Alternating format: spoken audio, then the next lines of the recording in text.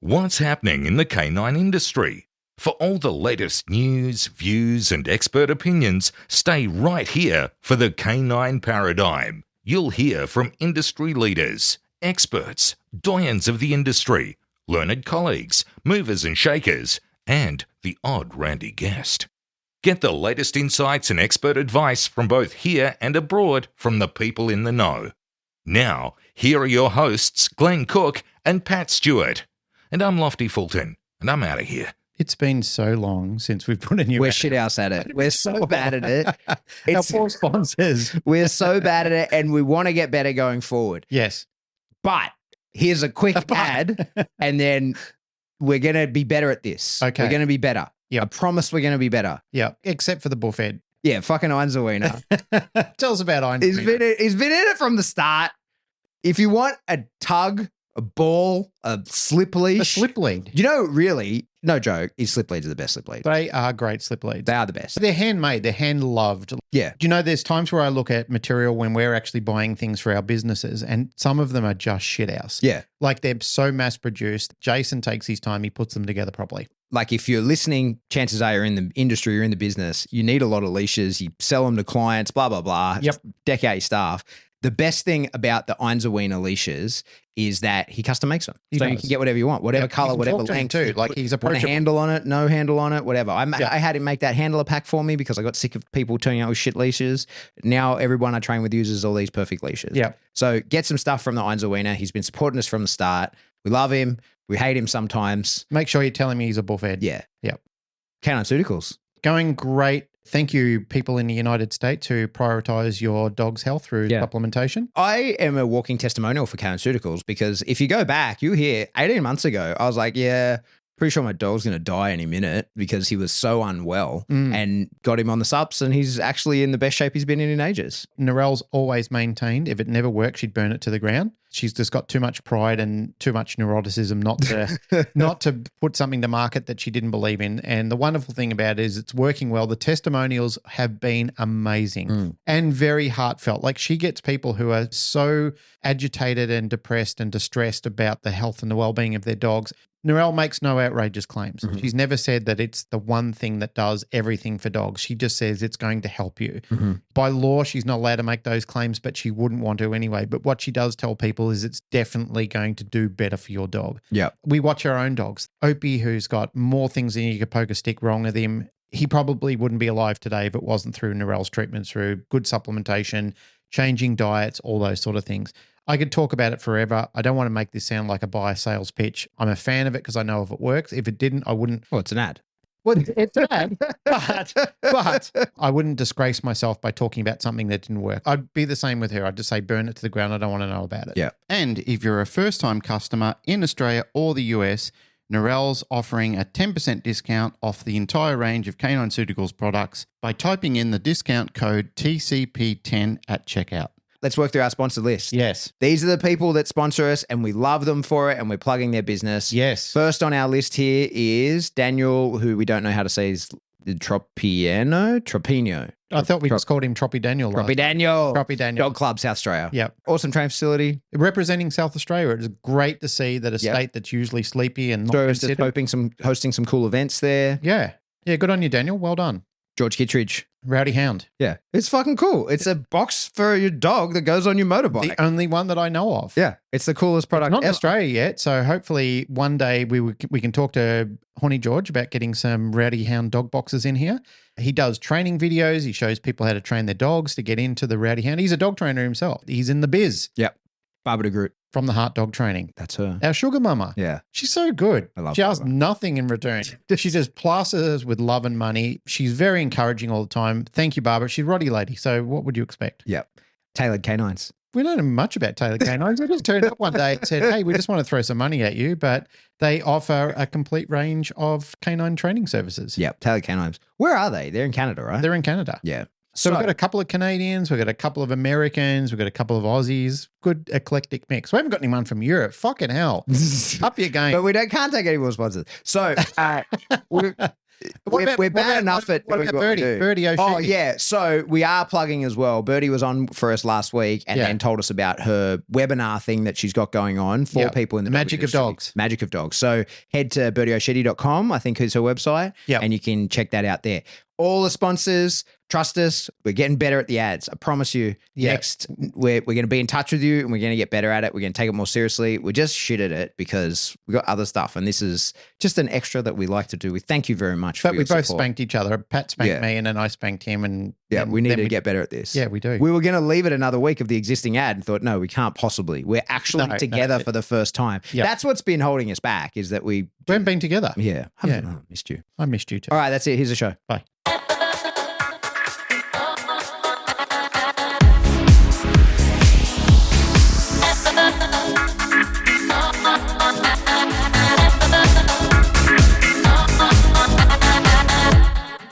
Welcome back to the Canine Paradigm. I'm your host, Pat Stewart. I'm joined in studio by my co-host, Glenn Cook. Hello, sir. We're back. Finally, after... I don't want to make this into the sick podcast. The dog two guys training with show. the plague. Oh, man. It's amazing how that bloody virus, whatever I got and you got subsequently, we actually have missed a full episode because of how sick both of us had been. But after the last one I did, I thought, I'm getting better. I woke up Saturday morning and I progressed through the day and I felt like, no, I'm actually not. I'm getting worse. And I was sitting on the couch on Sunday. I was actually trying to feed myself. I was having soup for lunch and I was trying to feed myself and I literally had no energy to get the spoon from the bowl to my mouth. I said, Narelle, something's very wrong. I said, I feel like all my life energy is fading out of my body. So she went into her office, she came out and she put this little thing on my finger that measures your blood oxygen. Yeah. And it should be about 95, 96 for healthy people. Yeah. At one stage, it was 85. Wow. So she ran and rang the nurse online and said, hey, this has happened to my husband. I'm thinking we should go to hospital. She goes, you either take him to hospital now or I can call an ambulance for you. Yeah, yeah. So Narelle's gone, okay, get your shit. We're going to hospital. So I end up in hospital and, I was like on a drip and within minutes of being there. And it was pretty gnarly, man. Like that hasn't happened to me. Even when I've had COVID and all sorts of shit, that shit hasn't happened to me. But you now know how I felt because then you went downhill quickly and are still subsequently quite unwell. Yeah, I was really, really sick. I had to cancel stuff. Like usually I just kind of, I can do this, right? But I couldn't even do a live stream. So like it's not like I cancelled going and hanging out with people. Even the idea of turning on my computer, it was impossible. That's the thing. Like people have got no idea, and that's what I'm trying to express to them is it felt like my life energy had just depleted straight from my body. I even read online recently that Bill Church is actually in hospital with pneumonia. I saw that, I was speaking to my own GP and he said, look, there's some terrible amounts of bacterial pneumonia going through Sydney at the moment. He said like healthy, fit, young people have come up with cases of bacterial pneumonia. Yeah. So I don't know if that's what I had. I certainly had a chest infection of some degree. Yeah. I'm still on a steroid inhaler and like I've been on antibiotics literally since I left hospital, but it's been a hell of a ride. And I don't wish it on anybody. It's been absolutely terrible. I've been so sick with it. And even for you to have time off, you must be pretty sick with it as well. Yeah, man, it fucked me up. I'm still sort of recovering. But anyway, we're back. We're here. We're doing it. People will be listening to this in a year's time or so forth and going, what the fuck went on during that time? Shut up, you man fluers. You whingy old men sitting there. We don't want to hear about how sick you are. Shut the fuck up. Anyway, we're here. We're doing it. We've had a request in that time to talk about switching drives in dog training. We generally tend to medley that into things that we're talking about anyway, but it is a good topic nonetheless, because if I recall and I think back onto the very first times that I really started getting involved back in those early ADT times with Boyd, and there was a guy there, Dave Schmicky, he was really the person that influenced me in the early days. He lives in Thailand or something like that now, and his colleague listens to the show and actually played it to Dave last time I was talking about his dog Starga. Yeah, right. I haven't seen Dave for like 25 years. It's incredible the reach that this actually has. So yeah, it was Dave Schmicky. I was sitting down the back and he was talking to me when I first got there because I was a client. I wasn't there to train as a trainer. I was there to train Harley when he was a young puppy. And subsequently, Dave got me down the back and he goes, mate, if you're going to understand, if you really want to understand this, because I was talking about wanting to become a trainer at that time.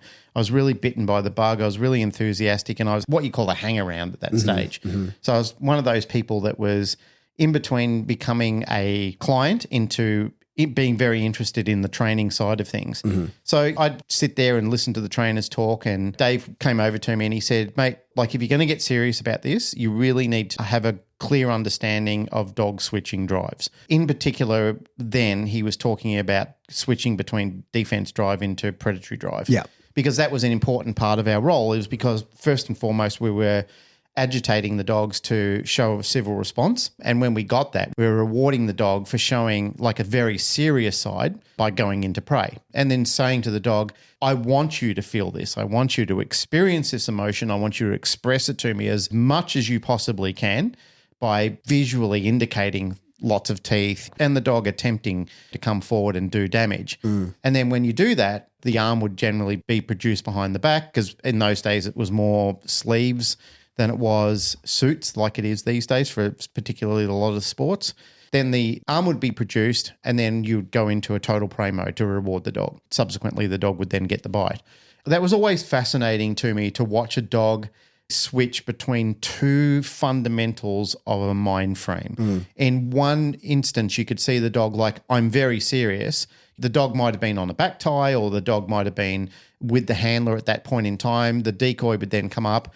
They might not even have the sleeve. They might have had the sleeve on the ground behind them, depending on the dog's capability. If the dog was able to get it out of its head that there was a sleeve on the ground, sometimes you can't do that. Like for people who don't understand this, sometimes the presence of the sleeve and the equipment on the ground for an equipment-focused and heavily prey-orientated dog, they will be fixated by that sleeve and they can't switch into the required defense mode. Some people might be saying to me or listening to this and thinking along to themselves, why would you want to do that? What's the purpose behind that? So the purpose behind that for us in those days is we were fundamentally focusing on a protection style of dog. We weren't training a sporting type of dog. We weren't training a dog where we did definitely want to orientate them to sleeve. However, when you've got sports such as PSA does like to show an expression of a defense drive in the carjacking scenario. They want to show the true power and the expression of the dog. And the dog is rewarded by a hidden sleeve being produced and the dog being allowed to bite, which the dog knows this is the reward for showing this type of behavior. But back then, that was the game. The game was, if you're working on the street or if somebody comes up in a hostile manner, first and foremost, we want you to show a defensive posture. We want you to really come forward and show that person, I'm not here to fuck spiders. This is a legit frontage. Like, proceed past this at your folly. It's a funny one. I want to get around to eventually sort of defining drives, because I think that for a lot of our listeners that probably is worthwhile. But to your point there with protection dogs, like actual dogs that, you know, like someone would have with them in order to scare people away. That defensive drive is so important, because a lot of the prey type dogs, they're not very intimidating. And so, you know, I had and raised and sold a dog once that was truly what you would call like a prey monster, in that his, you know, that term gets thrown around a fair bit, but I believe that dog would have died in prey. Like he just didn't really see anything as a threat, and he was so strong in his prey drive. But as a result, he was a very dangerous dog because he wasn't intimidating at all. He didn't appear angry ever. He was in a really appetitive state, and the more pressure that anybody put on him and the more like overt the threat, the happier he got, and he was loose in his body. There was nothing that would tell you that dog was going to bite you, because he was so happy and excited at the prospect of getting to bite someone that he was like, oh, this is wonderful. This is going to go great for me. And as a result, ended up being much too dangerous to go into the service for the people that we provided him to, because he didn't scare anyone away. He didn't look like a dangerous dog even in the slightest. And so he'd just bite without any of the precursors. It was all prey. So anyway, sorry. That's a really important point, and it validates exactly what I'm talking about. And the reason that we wanted to do this is because we did want the dog to visually indicate, I am showing you a true form of aggression. For a lot of people who have been involved in this for periods of time or have a knowledge of how defense drive works and how it can be on the borderline of avoidance sometimes, if you know how to do this well, you can get the dog past that. Yeah. Like you can develop a confidence in the dog where the dog understands it's primarily pre-macked. So the dog is taught you have to do this. Like you may not like it at the start and it may not be totally desirable, but it's part of the game. Like the game consists of you have to show like a genuine hideous face with plenty of clout, like seriousness that I'm going to come forward and fuck you up if you proceed past this point. And then as a result of that, to reward the dog, as we say, we always produce some form of enjoyment for the dog to dial it down. So the dog goes, there's a reason for this. There's benefit in doing this. And it's like everything that we start off very light, allow the dog to show the most minuscule expression of defense, and then we reward straight in prey straight away. Yeah. But then we build on it and we say, well, now I've seen that you're capable of giving a little bit. I want a little bit more. I'm not going to push you over the stress threshold, but I certainly am going to take you to the limitation of it. And then when I can see that you're at that, you know, like a talented trainer will know that. They'll know that you're at the peak of that stress threshold. They'll say, fantastic, here comes the prey reward for you. Yeah. And you will build and build and build. And that becomes a molehill into a mountain in no time at all if you're patient and if you do it correctly and you work along the aptitude of the dog, whatever the dog's allowing you to do. But you're 100% right. Like there are dogs out there. I remember an Akita that came down for training one day. And this Akita was so stoic in the way that it presented itself.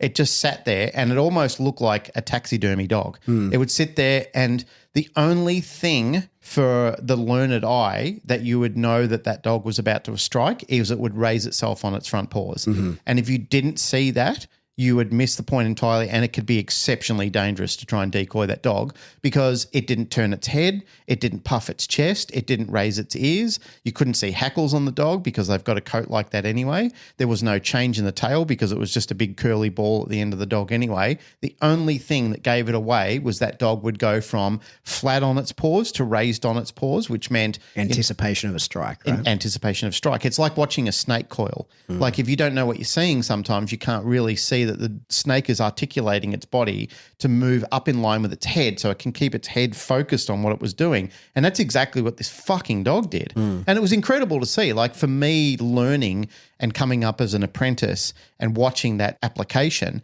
is incredible, absolutely incredible. But representing a similar scene that you were talking about before with the dog that you were talking about, where they're so confident in themselves or that they don't understand this is what I'm supposed to do. Like, I don't understand this.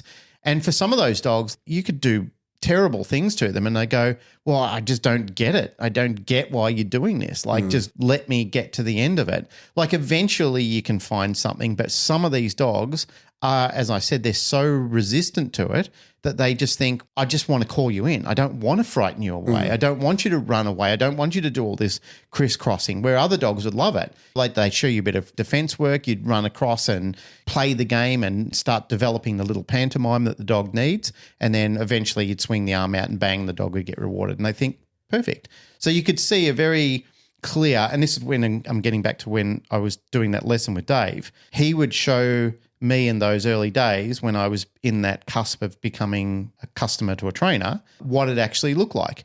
And I didn't understand it. Like I knew what it was in theory, but when I actually got to see a dog do it, a dog that did it well, I thought to myself, I can clearly see what it is now. Yeah. Like I understand what switching drives means to get a dog into thinking and feeling a certain way, and then transposing that into a different architecture of brain type. So having a dog being threatened and feel like, yep, I'm going to meet this with aggression, but then go into a completely different mindset where the eyes, the shape of the eyes changed, the ear set of the dog changed, the body posture of the dog changed from I'm going to get into a fight with you to, oh, here comes something that I really want.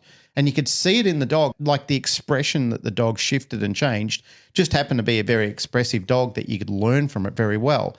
But even as time went on and different dogs presented themselves who were more or less likely to exhibit those, like that Akita as an extreme case, but even other dogs in between that, like it was fascinating to watch what are your triggers? What does it take to get you to feel this way in a defensive state as opposed to feeling this way in a very predatory-minded state? Yeah.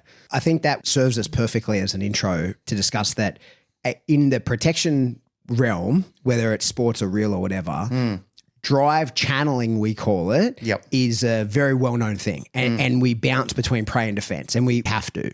And so for us, in the work that we do there, that is week one, day one type stuff, is that you have to understand what drive is this dog in.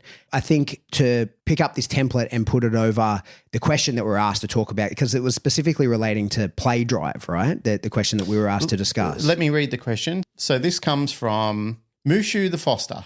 And it says, I would love to have Pat and Glenn do an episode on ways to achieve satiation for dogs through play.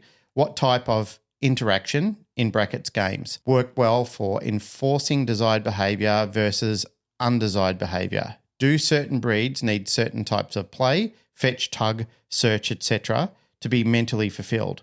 How can humans teach the dogs to switch between drives? Meaning, for example, the dog is in prey drive during play, and now the human wants to end the game and have the dog decompress and switch to pack drive. Thank you. Love the show. Okay. What you've said about the switching between prey and defense, super important to us in the bite work. Absolutely. Realm. It's week one, day one type stuff.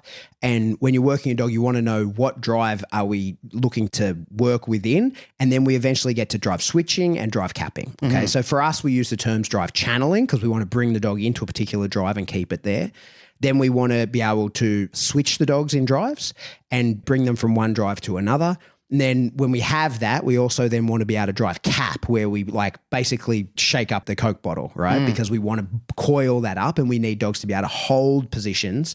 And, you know, like what we want is that while the dog is being agitated, it doesn't act. It can stay, but we can't stop it feeling the emotions that it feels. But what through drive capping we do is we get it to display a different behavior to what Mother Nature tells it should display during the presentation of the stimulus of the drive. It almost sounds a little bit like you're talking about suppression. A little bit, Liam. So I think noting that that's a normal thing in the protection world, it's not as well known and it's not as well explored in the pet dog type space, but it's just as important, but we're maybe going to play in different other drives. Well, more in the pet dog space where drive suppression actually does come into play. Totally. Quite a lot because of things like play drive, where it becomes excessive and exuberant. And then people are saying, well, this is too much. The dog is now bowling my kids over. Like, I can't have visitors come inside the house and have the dog interact at the same time because the dog can't switch out of this drive. So let's first just describe actually what a drive is. For my money, I call the drives that dogs will express as the inherent desires within the dog. Right? So I think that they don't need to learn anything about these drives. You can get them to cultivate it, like we say. You can get them to suppress it. You can get them to express it. You can play with these drives. You can move them around, but they're the inherent desires of the dog. A long time ago, I looked into the literature of drives, like, okay, let's have a look and see what papers are actually written about this. And I got lost in it. This was years and years ago, maybe 10 years ago, I decided, okay, because when I was like, okay, what do people mean when they say drives, right? So I started looking for that, and it was just a bit overwhelming. And I remember finding one thing, I think it was from like a German police dog study, saying that there were 17 different drives. And oh, mate, in the early days, it would go up to 40. Yeah. Like, just so there was a trainer in Australia still around that wanted to invent themselves by creating all these exuberant, exotic drives. Yeah. Instead of it actually being factual, it was just more about attention getting. Yeah. So I think, and this is what I teach, and it fits within a framework that serves me, is that I think that there's probably 5 drives that have different subsets, of course, but I think that I can fit just about everything that's going to happen within a dog's emotional range and its desires, those inherent desires. I think I can fit that within about 5 spaces. Yep. And the first being like a prey drive.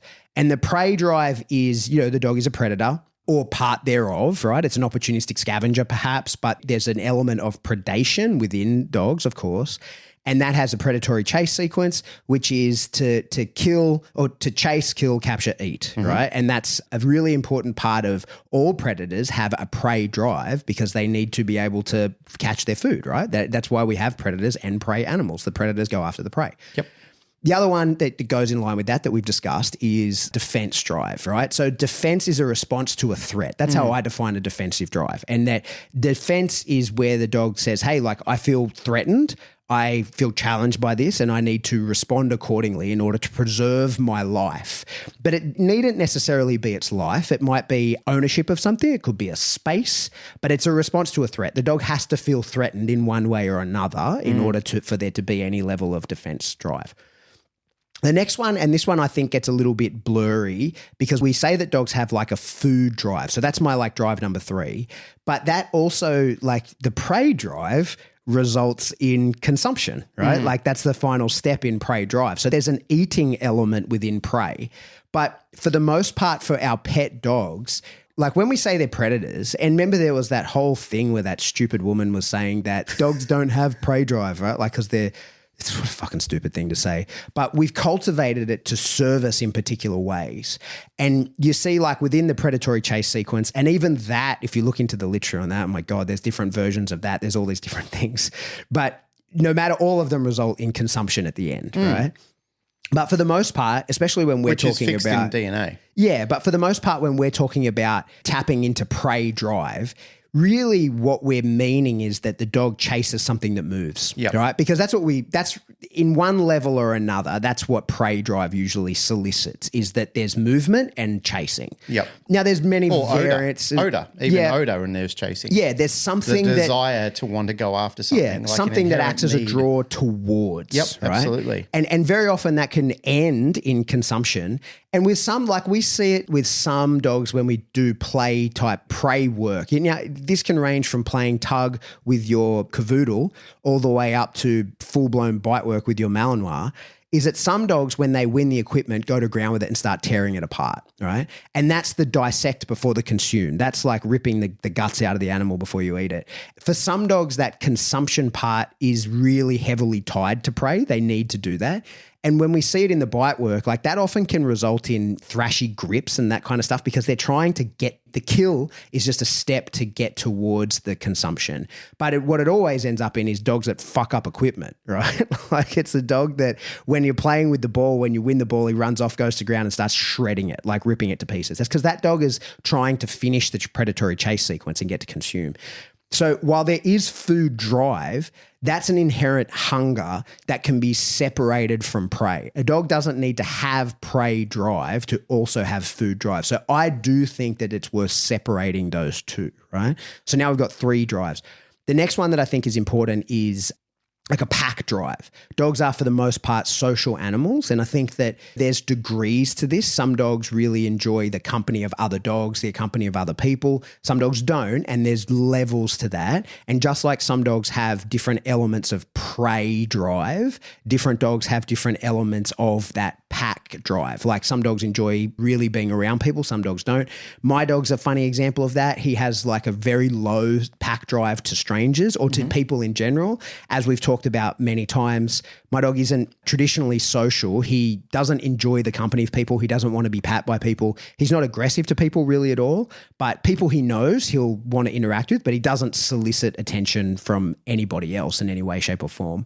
And then there's the play drive, right? Which is the innate desire, because we're talking innate, it's a drive, to be playful and to tick those boxes of the engagement through play. Now that might be with other dogs, that might be with itself. Dogs can play by themselves. They can chase shadows around and stuff like that. Although again, you're tipping into prey, and I'll explain that in a moment.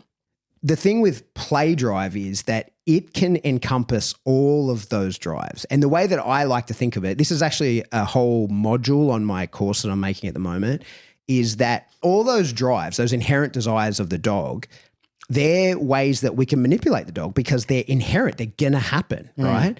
Most dogs, I think, distilling it down to just those 5 really ends up with most dogs being able to be put into one of those categories. Now, when you go through the things, you'll hear people talk about hunt drive and there's other drives that we can put into there. But usually, for sure, there's dogs that have a really high level of hunt drive, and we could call it a drive in and of itself. I don't think that that's something that is as broadly across dogs as a whole. Not all dogs are going to have that. Now, certain dogs, like certain breeds, are going to have a high level of hunt.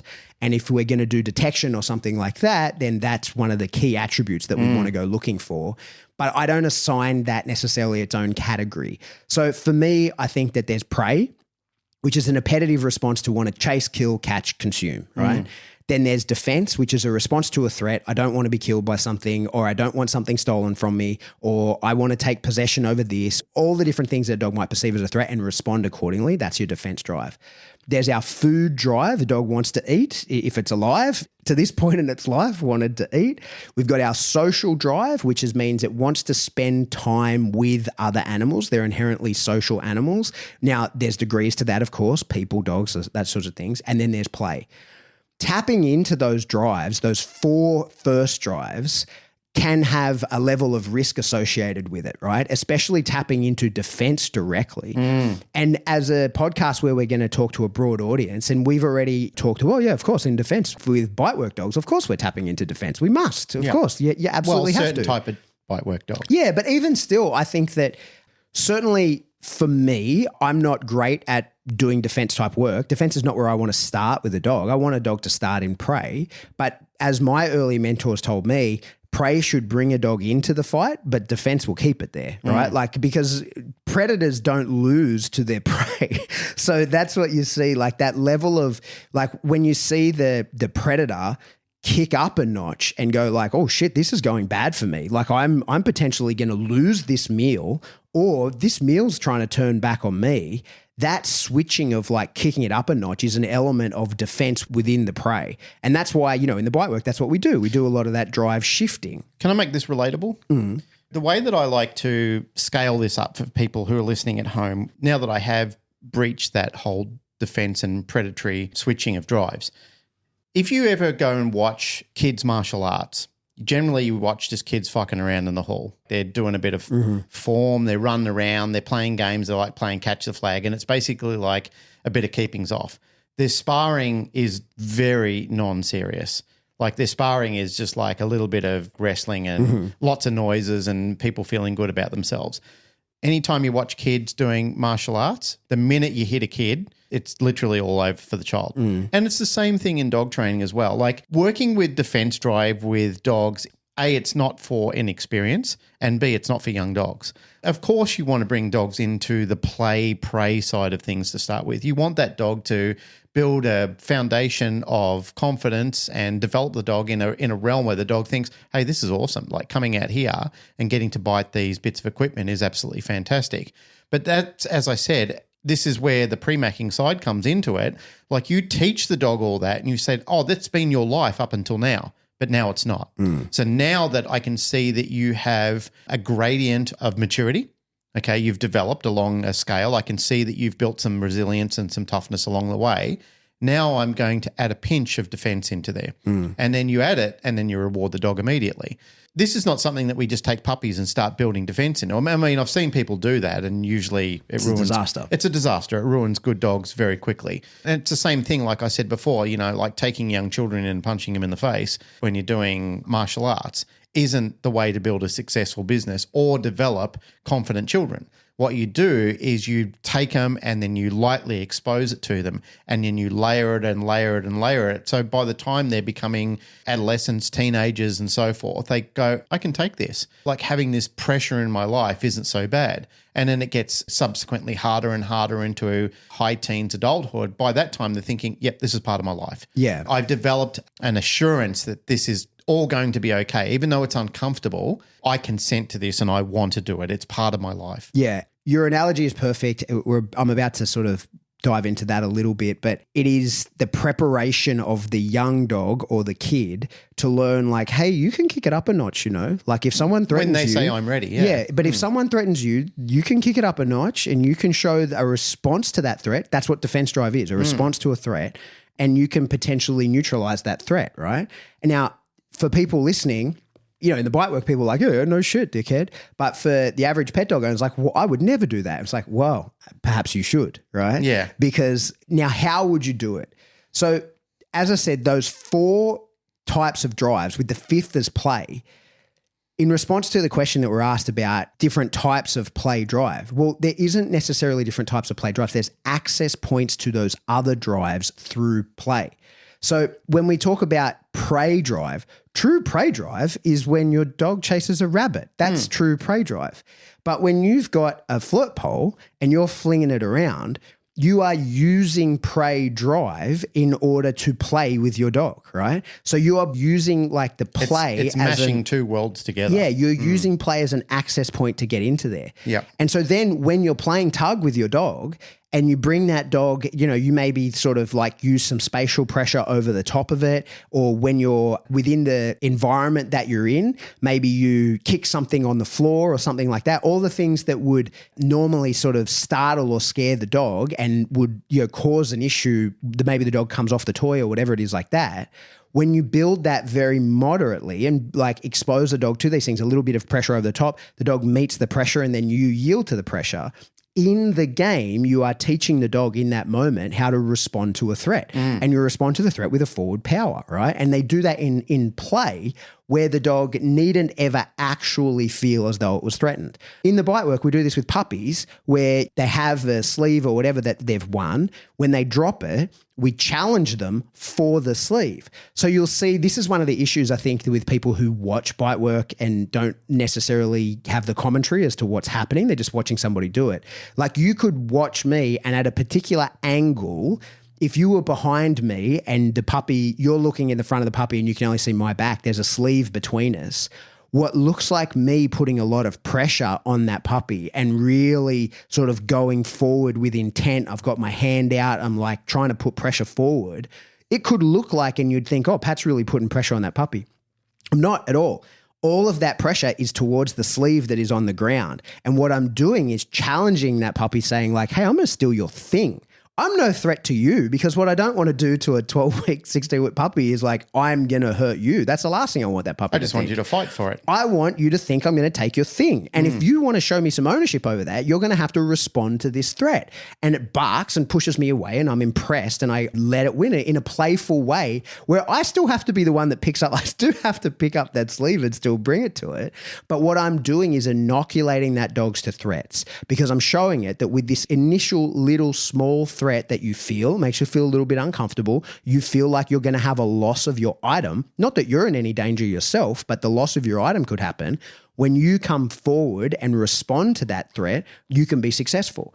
And by showing them that they can respond to threats at a young age and that they are successful in doing that, it's one of those things that then people go, well, aren't you making that dog aggressive? And you go, well, no, this is the same as the kid going to his boxing class. This is the same as the kid going to karate and learning how to handle himself in a fight. The truth is that makes him much less likely to be in a fight as he grows up. Teaching him to be in control. Yeah, you're teaching him how to manage those internal states of arousal, but also know that if things go really bad, well, I can take care of this. So what it does is it reduces the hair trigger that dog might be on.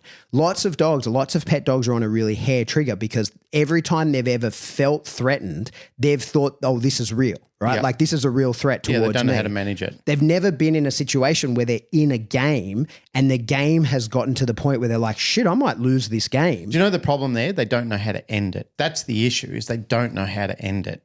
And that's what we teach dogs how to do. We teach dogs how to have an end to that. That's where the caffeine... Well, that's the drive shifting and the caffeine, right? Yeah. And so that's what I mean is that the access point to a defense drive is best done initially with a young dog and certainly with a pet dog is through play, where I'll be like, hey, this is getting uncomfortable for you, but kick it up a notch. Show me your response to this threat and the threat will go away. And when the dog knows how to turn off the threat, it's willing to accept a lot more threats before it acts. Because it's when a dog is like really concerned and thinks this is a real threat and I'm going to be in danger of myself, I need to act really fast, right? We see this with people. We see it, with all animals is when you think like this is an actual I'm in danger, you need to react quickly because the threat is real and existent and you need to protect yourself. But when you've learned to identify, well, this is really nothing at this point and I can wait much longer before any sort of action needs to happen, that's why dogs who are cultivating this will take a lot more pressure to bring out that response later on. Food drive. We always say it that if a dog's alive, it has food drive. We've all been in someone's home or we've been at an event or something and someone brings out their 7-year-old obese Labrador and says it's got no food drive, right? He won't work for treats. He's got no food drive. It's like, well, he's alive. He's just never been hungry. He's just living off 3 years of fat fat storage. That was me before I got sick.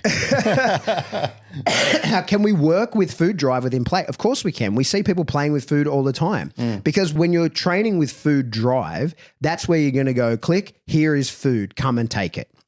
Right. And it's that really transactional delivery of food. Now, does it work? Of course it does. We get the dog that's hungry. And if you're going to go in that model of where you're going to train with only hungry dogs, of course you can do that.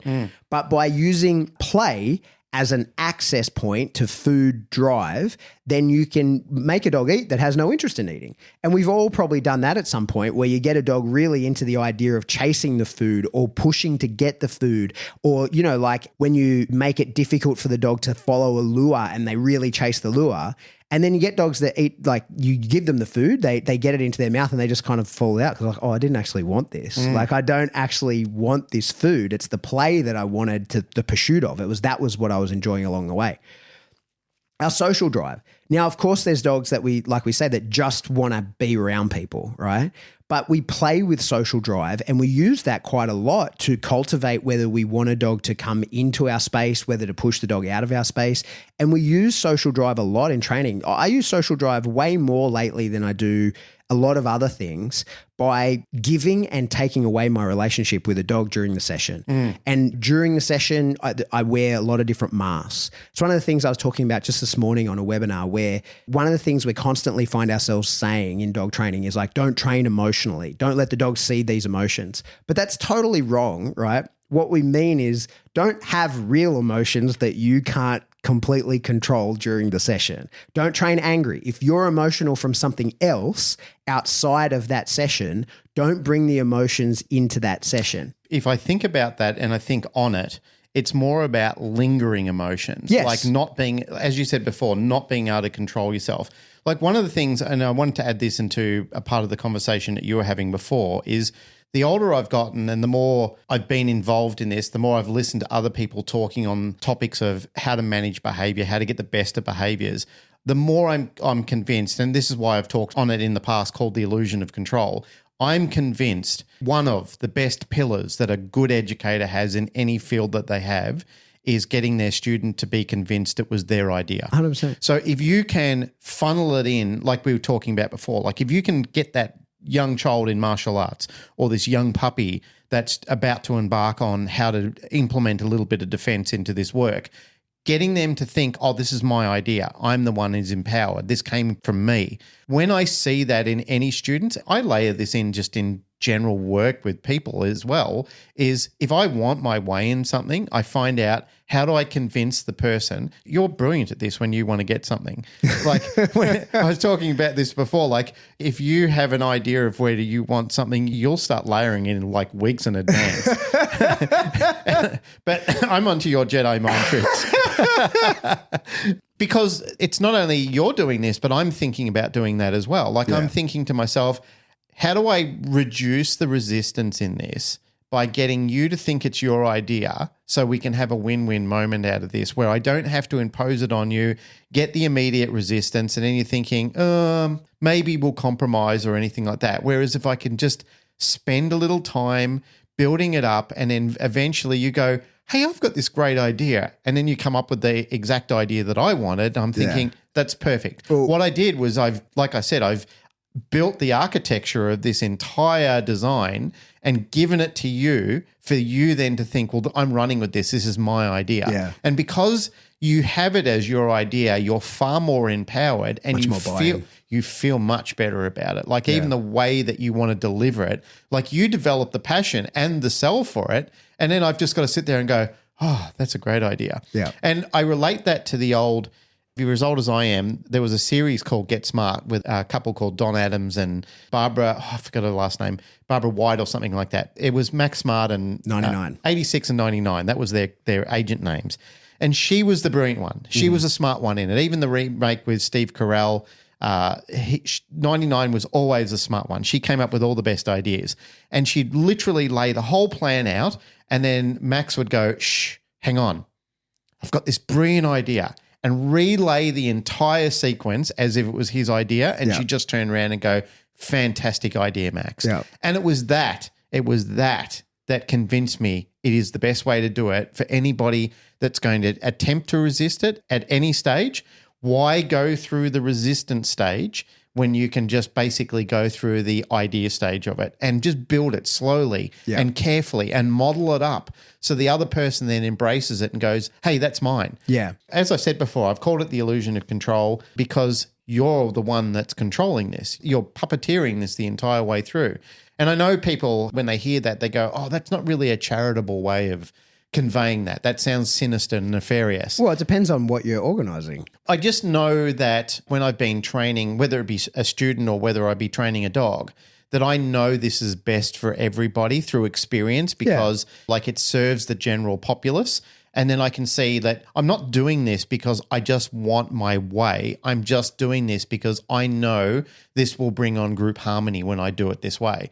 But all I have to do is be patient. If I can express a gift for any up-and-coming trainers, anybody who wants to get involved in this, even people who are handling their dogs, is patience is one of the key fundamentals, one of the pillars of success in becoming a brilliant deliverer. We were discussing this the other day, but I'll explain it again. So my youngest son, Axel, is incredible inherent skill in behavioral manipulation. Yep. And it's innate. It's just part of who he is. It's part of his father's genetics that have been passed on to his son. Well, this is the thing. So both my kids, Rip looks like me, but he acts like his mum. Yep. And Axel looks more like his mum, but acts much more like me. Yep. And ever since he's 6 months old, he's sitting in the high chair eating food. The dogs are underneath him. They want the food.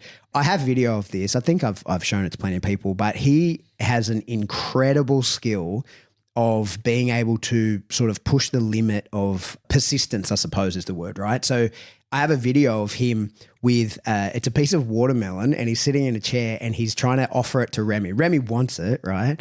And he's offering it to him and he pulls his hand away. And the dog, is moderating himself. He's a good dog. He knows how to keep himself under control and, he knows the rules around babies and kids and also he's in the house. So he's not displaying a bunch of drive, but he wants this watermelon and he keeps sort of stretching out his neck and opening his mouth to take it. And Axel's teasing him by like pulling it away.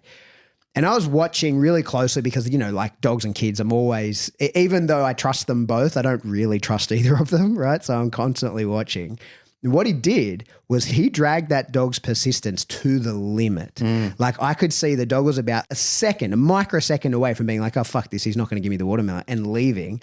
And he drags him out right to that point and then gives him the watermelon. Wow. Right? He could really tell like this dog's at his limit of what he's going to take. Now he does the same shit to me, pushes me to the limit of tolerance and then comes and gives me a hug and like completely recovers me and resets everything, keeps me at this variable schedule of reinforcement. But the cookie one was the funniest. So like one night we're all sitting around, he decides he wants a cookie.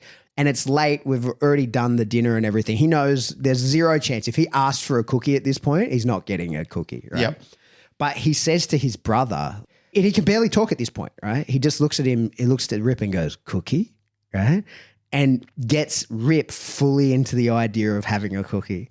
And then the pair of them come like dancing over to me, just sort of doing this little cookie dance. This 2-year-old, he probably wasn't even 2 at this point, rallies the whole house to the point where like a Congo line, we're marching over to the cupboard and I'm handing cookies out to everyone, right?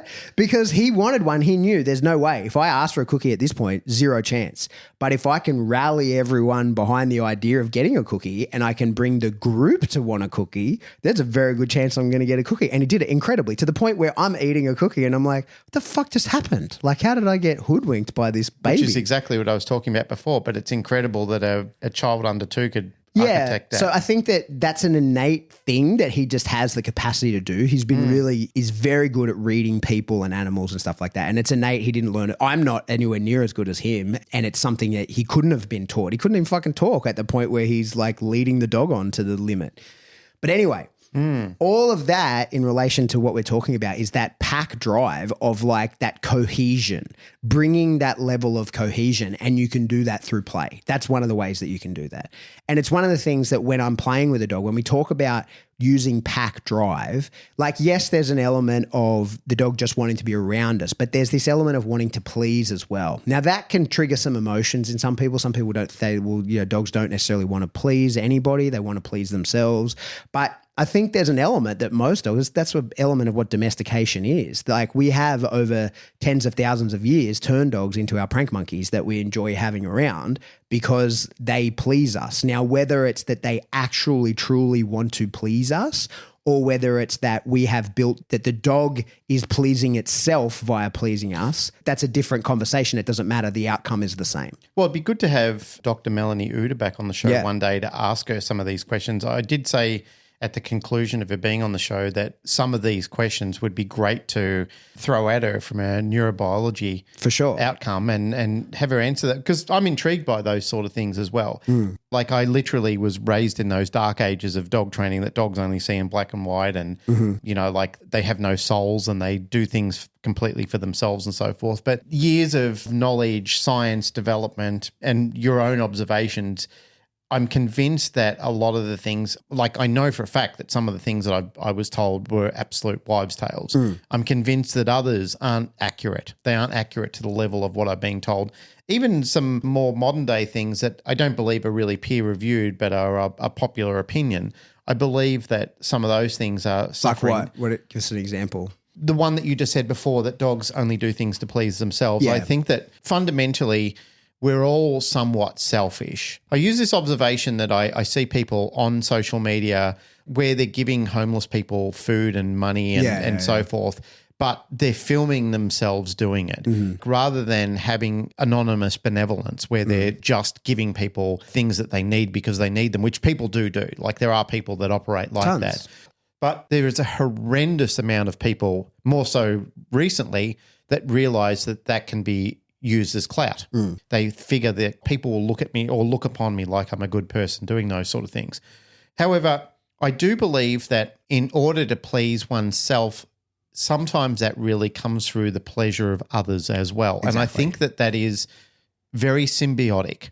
Exactly. And I've seen it in dogs where I know that you want pleasure, but I also know that you want to give pleasure in order to feel pleasure at the same time. So I don't believe it's as simplified as what I was told it always was. Yeah. It was very much dumbed down to the fact that I think that it wasn't expressed or explained in a way that was accurate. It was explained and expressed in a way that felt good enough for the person who was telling me at the time. Yeah, I agree with that. I think that, yes, dogs are just minute to minute, day to day trying to better their own situation. But I also believe that many dogs find true enjoyment in the happiness of the people that they're around. Well, you've got to, right? Yeah, like in order for your environment to feel good, those around you need to be in a good state of mind as well. Yeah. Like that's why I'm saying, without getting too ethereal on it, understanding how symbiosis works, it's unlikely that you will be happy in an environment that doesn't conjure a feeling of happiness. Like if you go into an environment you can be a very positive person. You know yourself, and I generally regard you as being quite a positive person, but you and I have been involved in certain things before where we've been in environments where we've started off happy and we haven't felt happy towards the end of the day because you can just feel that the energy has been sucked out of the air. Whereas if you role reverse that, and I often relate, one of my best mates, a guy called Ron, who I've known since I've been 16 years of age, that man can make me feel happy even when I'm in my darkest state of mind because he just radiates energy all the time. Like he's a very unique human being, unlike many other people that I've known. That Ron, he's kind of like a Robin Williams sort of character without the depressive side to him that was unfortunate. Swings. Yeah, that swing. But Ron can just say the most remarkable, obtuse things that you just think, that is the funniest shit I've ever heard in my life. And he can swing you around. But Ron does it for a laugh and he does it because he enjoys the group laughing together. I don't believe he does it because he's a selfish person. I believe he does it because he loves the feeling of seeing everyone happy and seeing everybody in that state of mind. The reason I know that is because I asked him, you know, like I said, how can you be this happy all the time? Do you think it's mental illness or do you think he goes, no, I love the feeling of it. Yeah. I don't want to be like certain family members that I've got that are miserable and always finding something to be upset about. Like it just pisses me off that they always look to find the cloud in the silver lining. He said, my time in my life is much better spent by enjoying it and feeling happiness. Yeah, it wouldn't come as a surprise. No secret to people that listen to the show. Like, I, over the last 5 years or more, have done like a lot of work on myself. And I think one of the main things that has helped me a lot and was quite a foreign concept to me, especially from a former self, like my army version of myself, was being able to actually, truly take enjoyment in the happiness of others, really, truly being able to do that. And I think having kids certainly was a cultivator towards that, because it's a thing that you just often say like, oh, I care about other people and blah, blah, blah.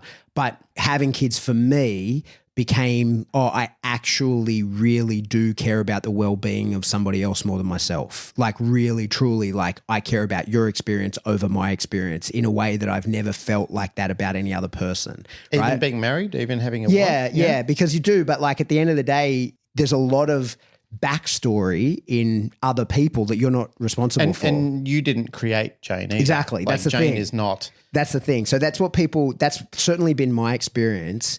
And that's what, you hear it and you don't understand it until you're in that position where you're like, oh, like, I'm totally responsible for you. Like, you're 50% my genetics. Like, I brought you into existence, but also I can't blame your experiences of your childhood, because this is your fucking childhood. Like, I am creating those experiences right now for you. So there's nothing that I get to outsource. There's nothing. I don't get to be like, oh, well, that's just who you are, because I fucking made you, and oh, well, that's an experience that happened in the past. Well, I'm fucking responsible for all of your experiences, right? So it's something that it took me a long time to really understand, but truly really enjoy the happiness of others. And it's something that I've meditated on a lot, and it's something I know we've spoken about on the podcast, but it's something I try to do, especially with people who, I might otherwise consider my competitors. When I see a competitor, I do well, like, my business is going great. Like, I'm happy, things are good for me, right? Like, my life is good. Yep. And one of the things that I like to see is when people who I would call a competitor, they're in the same space as me, we could potentially do the same work, right? Like, maybe you might get one person to do something and I could do it equally as well. You could flip between us. And when I see them doing an opportunity that was given to them and not to me, of course, your initial instinct is to be like, hey, what the fuck? Like, that's a lost opportunity for me. Sometimes that still surfaces, but for the most part, I try really hard to be like, hey man, fuck, good for you. Like, I'm glad you're doing well, because I'm doing good too, right? And that would have been a cool opportunity for me, and maybe I could have done it as well as you did, who knows, right? But I'm glad that you got that opportunity. It makes me happy that that's the case. And I try really hard. It's why, sometimes I follow people online that I challenge myself with that. Like, I follow people online who don't really have anything to offer me. Like, like, I'm not learning from them. That we're peers in one way or another, but I like to see what they're doing, because I like to challenge myself and see that they're doing well and make sure that I feel good about them doing well. And I use that as a litmus test for myself when I see people doing well, or, claiming to online as much as possible. And if that makes me, if I have any negative emotions about somebody doing well, that to me is a litmus test of like, oh, fuck, I'm not okay, right? Because I need to continue that work. So anyway, all that is a giant tangent to talk about that pack drive that within the dog training is a really important part of it. And making the dog, like, for the most part, I think that we've selected, trained, we've bred dogs that, for the most part, want to please us in one way or another. Now, I do think that is what makes them happy, but it doesn't matter. Like, that, like, the outcome is the same. Whether dogs are these magical beings that are put on earth in order to make our lives better, I'll buy into that 100%. Or that dogs have just been selected to display the attributes that make us like having them around. Like, I don't care which one of those it is. The outcome is the same in that what I like to do when I'm cultivating pack drive in order to train the dog is I want to show the dog pretty early on, hey, I can wear a bunch of different masks. But what's super important is that I really am in control of putting on and taking off those masks. And I think that when people aren't, that's when it becomes an issue using pack drive in that kind of way. You can't really cultivate it. So early on in the play with a dog, I want to be like, hey, here's happy, super excited version of me. And when the dog does something and it's still experimenting with behavior and it's something that I don't want to see any more of, all I have to do is not be happy, excited version of me. All I have to do is go still. Maybe my face just goes neutral. It technically is punishment. It's a form of negative punishment, right? Where I can then start steering behavior via like, hey, that guy went away and this very boring, unhappy guy is here. Then when the dog does something I really don't want it to do, not just the thing that like isn't the right thing, but is something I don't want it to do, a completely different character can come out and the dog gets to see him. And the moment the dog changes back, the other guy can come back. And I think it's really important that they are just masked. It's all fake, right? Now, I really do feel good when the dog does the right thing, and I want to be able to display that I don't feel good when the dog does a totally wrong thing. But I can just via my posture alone show that to the dog when I've cultivated the pack drive. So all of that, to bring that around, is our question is about controlling play as a drive and the different types of play. Well, in fact, what I think is actually the case is there's just play accessing different types of drives. So play being the access point to these inherent desires. That's what we said that these drives are. So with prey, of course, that's playing tug. That's getting the dog to chase stuff. That's those games that I'm going to play with the dog that just look like the traditional playing with the dog.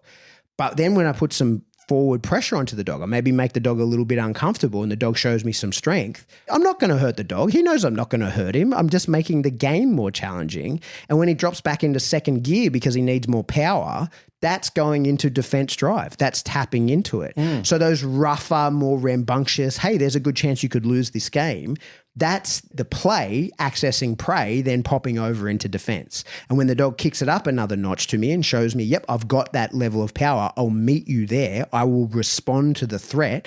The threat might be just a loss of the game. Then I can go back into the play. And so then again with food drive, I can play games of chasing around the food. And I can solicit prey drive by making the food move. I can even use like the dissect, ripping things apart to cultivate different parts of different behaviors that I might want, you know? And then with my pack drive within the game, so I can be teaching a dog, it can be again, like all of these things can be done in the same session where I'm bouncing around and tapping into those innate desires of the dogs. Because that's what I think is important when we talk about drives, is that we say, well, they're the innate desires of the dog. So they're there. There's no getting rid of them. They're there, right? You can suppress them and you can cultivate them, but they're there. And those are how you're going to manipulate the behaviors. And just attacking a dog through the drives itself, like, you know, Valerie, when she chases birds or rabbits or whatever, that is proper prey drive. Like that is 100%. She'll see it, she'll go still and she'll try and stalk it. The moment that she thinks her cover's blown, she goes hammer and tong chasing it. Given the opportunity, she'll strike it, she'll rattle it around, she'll try and kill it. There's a little element that has Mother Nature tells her she has to come and show it to me, not just parade it, but it has to be paraded directly in front of me. And then if I were to leave her with it, she'll rip it apart and she'll begin eating it, right? Like that is pure prey drive. There's no play element to that. But that same dog, I can get the tug out, flick it around, I can pretend it's a rabbit, I can do all these things. Although that is prey drive, we're accessing that prey drive through play. Yes. And I can do that with every drive and I can do it in the same session. I can do all these sorts of things. And that's how I bring up arousal. It's how I bring down arousal. And we can go even more deep into this. I have a video. The reason I have somewhat of this rehearsed is because I have filmed I've got a whole series on this that's sitting on a hard drive ready to go into a course. I have a video where I get out Remy and I show like the predatory chase sequence, in that the more of it you involve, the more arousal that comes up. So I get like a ball out and I just go like, hey, here's a ball. And he's like, oh, I like balls. That's awesome. And then I throw it and he's like, whoa, I like this. And then I put a ball on a string where I can start to fight with it. So I can throw it, he can chase it, he brings it back. Now I can fight with it and it gets bigger. And so like the more of that predatory chase sequence that I involve in it, the more the arousal level comes up. So through understanding the play as an access point to all the other drives, you can then start to control arousal up, down. You can do whatever you want with this stuff. And this is dog training. Like this is the very core of how you manipulate a dog into doing things, is through those innate desires. Interesting. And it always makes me have a little giggle, the Greyhound video, where it was manufactured and convenient. And they were just thinking, well, this is the close enough thing to it. Let's chase after this false rabbit coming down the field until the real rabbit ran in front of them. They all struck right and tore off the field. Off they go. I often think about that in the way that we manufacture drives. And when we do it right, we're very successful in doing it. Like we can teach dogs like this is the very best thing that could be in your world. I.e. a IGP dog, a PSA dog, a Mondio dog, a Belgian ring dog, whatever, any of those type of dogs. None of those dogs would really think, like, if there's a decoy versus a rabbit, I'm going to chase the rabbit. It would be highly, highly unlikely that that situation would arise. Certainly in my experience, I mean, I've even been on the field where other dogs have run through or real prey has run through, and I've thought, fuck that. That's nowhere near much as fun as the decoy is.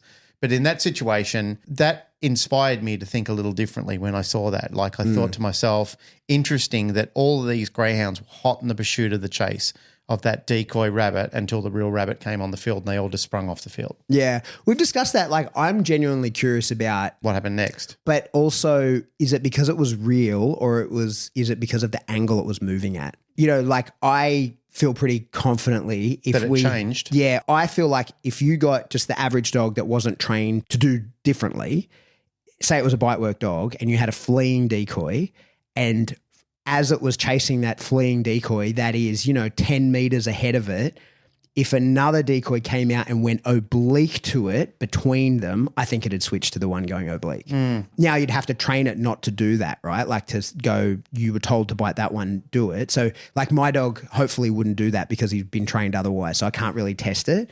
But that's my feels about why they went after that rabbit, not because it was real. I could be totally wrong, like, I'm just making assumptions, but not because it was real, but because it was new. It was like a novel thing that came out of nowhere, and that probably restarted the chase sequence. Wouldn't you love to actually ask the dog?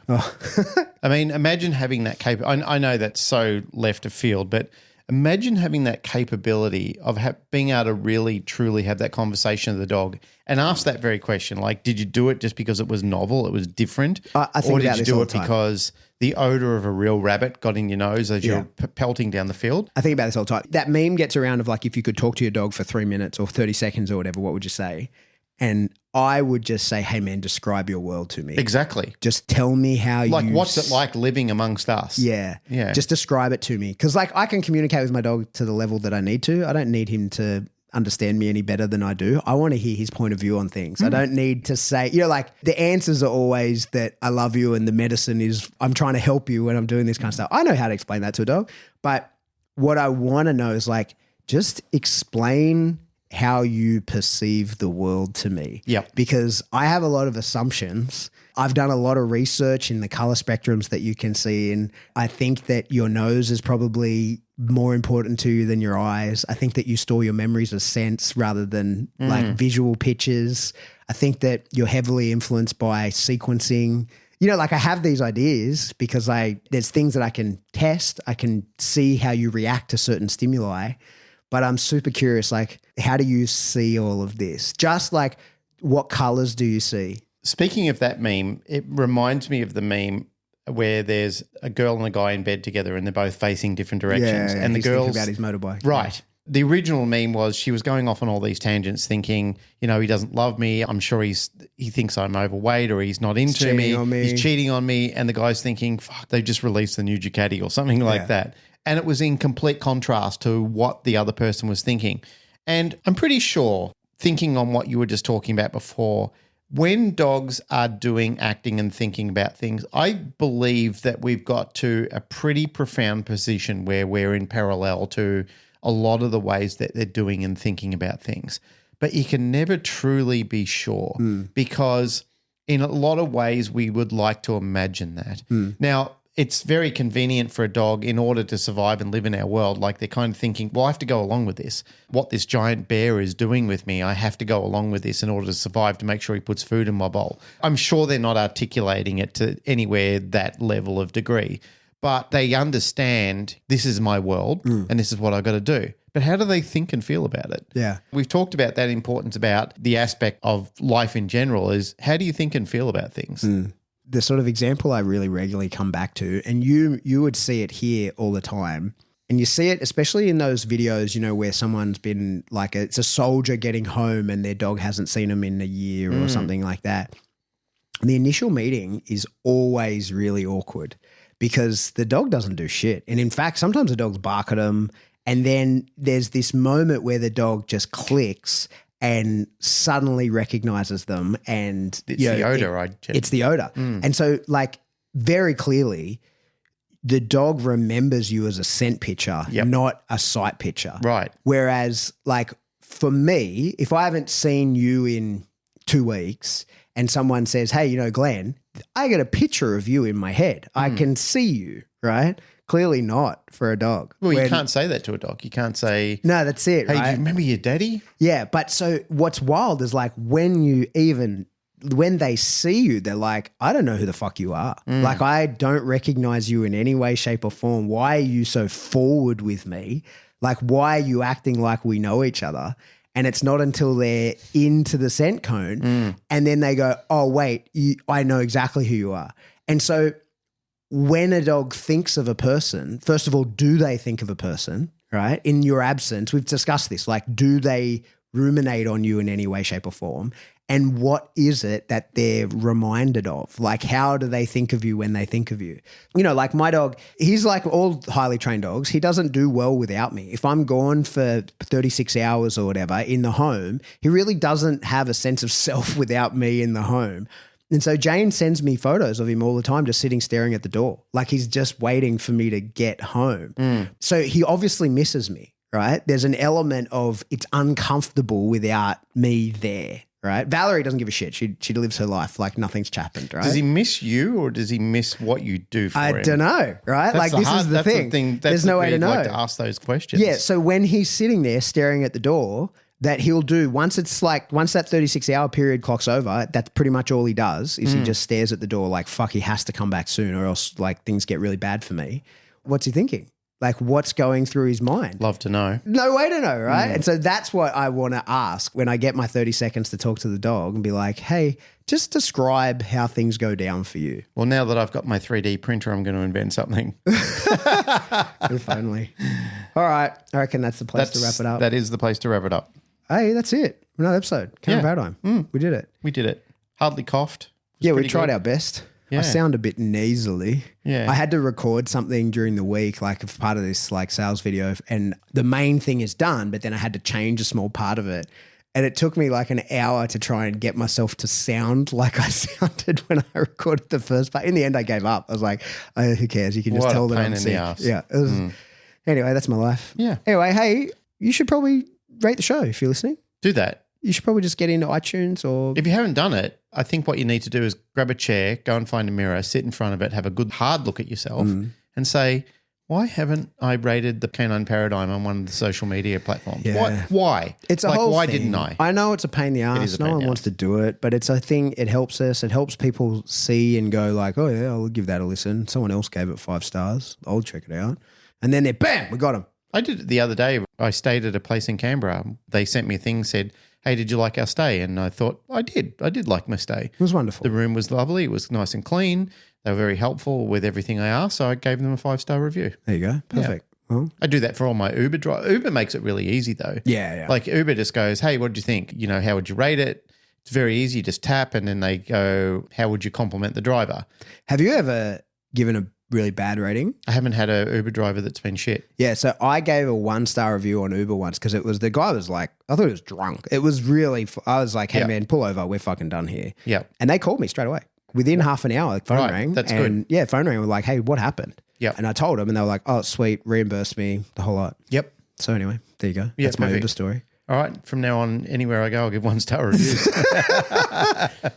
All right. So give us a review. Yeah. Not 1 star. No. Like you won't get any money back. If you want to support the show, you can do that via Patreon. I've got plenty of stuff in there, more stuff going in there. Yep. I do a live stream when I'm not dying. So, and I've got to make up that one. I've got all the questions. I'm going to record it and just put it straight in. I tell you, I am getting some heat over I promised that I was going to do one, and you and I did say we are going to do it together on judging for PDC and PSA 1. Well, why don't we do that with Janet when she's here? That would be great because I literally have been getting death threats over it. Yeah, well, without her consent, let's say right now that we'll record something. Even without Janet, we still need to do it. Okay. Like at some stage, we still need to make that happen because even people who aren't doing PSA have said to me, hey man, you promised you were going to do it.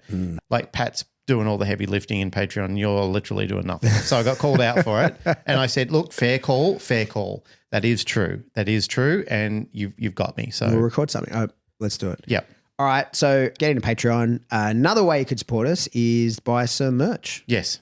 Why not? You got to wear Well- clothes. May as well have our logo on it. Finn McCabe does. Yeah. He proudly wore us wears to it. Crufts. Yeah, he wear it to Crufts, and he also can't wait to show it off to everybody and take pictures with people wearing his TCP gear. Yeah, love it. There's tons of people. There was a person that sent me a clip on the other day, which I put it up. Every time people send it to me and tag me in the Canine Paradigm, I always put it in our little 24-hour reel just to say, hey, I see you, I appreciate you, and thanks for buying our merch. It looks cool. There you go. All right. The last thing is if you want to get in contact with us, you can jump in the Facebook discussion group. That's where a bunch of info can be group source, that kind of stuff. We're always looking in there, keeping an eye on what we can talk about on the show. If you've got topic ideas, get it into there. We've had a suggestion on that too recently, which I just remembered, is that a few people would like us to do one of those, what do we used to ask us questions, whatever it is? Oh, an AMA. Yeah. Ask us anything. Ask us anything. Yeah. Okay. So like a random one where we just have a bit of fun with it. And All right. like, Well, let's do that next week. like do like half a dozen questions and you and I just try and deliberate all the world's problems in one All right, let's do smelter that and next. cauldron. Let's do that next week. Why not? We'll do that. Yeah. All right. And if you want to get in contact with us directly, shoot us an email. We are info@thecanineparadigm.com. Love you. Goodbye.